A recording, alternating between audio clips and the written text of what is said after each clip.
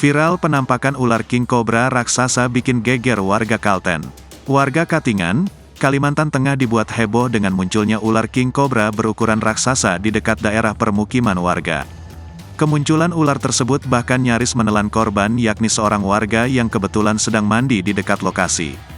Terlihat dalam video penampakan ular king cobra dengan panjang sekitar 6 meter dan berat puluhan kilogram tengah melintas di sungai kecil daerah hutan sawit. Ternyata lokasi ditemukannya ular king cobra tersebut merupakan sungai kecil yang biasa digunakan oleh para pegawai kebun sawit dan warga untuk mandi.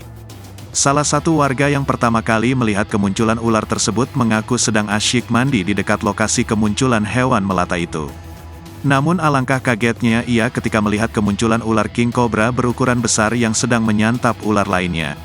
Ia pun bergegas melarikan diri dan memanggil warga lainnya untuk melihat penampakan ular king cobra tersebut.